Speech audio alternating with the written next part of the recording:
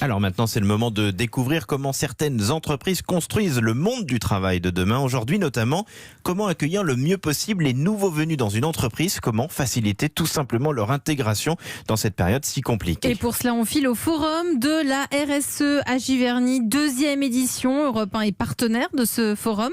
Bonjour Pascal Corpé. Bonjour à tous, bonjour. Vous êtes cofondateur de Baïs Impact. Vous êtes en ligne avec nous depuis Giverny.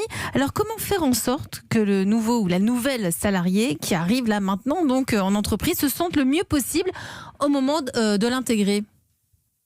Chez nous, chez Baïs Impact, quand un nouvel entrant arrive, on choisit une personne qui va être son buddy, son copain ou copine d'intégration.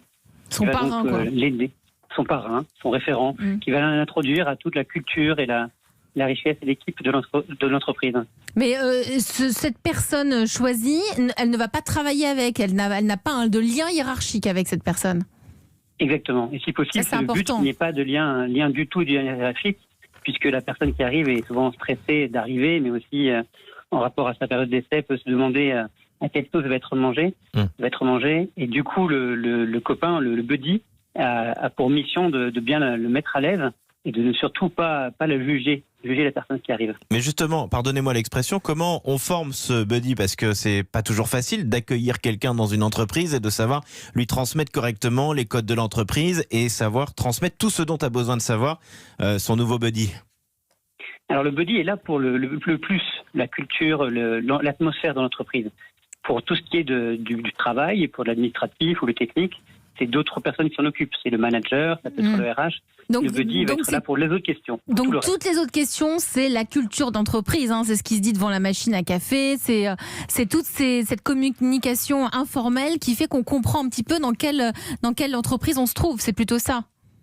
Exactement. Ça peut être des questions comme où sont les toilettes ou même comment à quelle heure je peux partir le soir.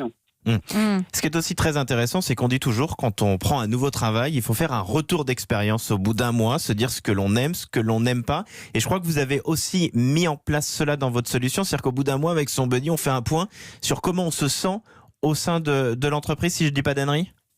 Exactement, non seulement comment on se sent, mais comment on a vécu l'intégration. Et on fait un retour non seulement au buddy, mais à toute l'équipe, pour dire qu'est-ce qu'il faut améliorer et qu'est-ce qu'on peut changer. Alors vous faites ça depuis 3 ans, et alors votre propre retour d'expérience à vous, c'est quoi? Alors en tant que buddy, les personnes qui accompagnent, c'est assez intéressant de prendre du recul, de revoir un peu l'entreprise sous un autre œil, de l'œil du nouveau, de voir qu'est-ce qui est différent par rapport à ce qui se fait ailleurs, qu'est-ce qui a changé aussi, parce que parfois tout n'est pas rose pour les nouveaux. Oui, surtout en ce moment avec la période de télétravail, c'est encore plus compliqué.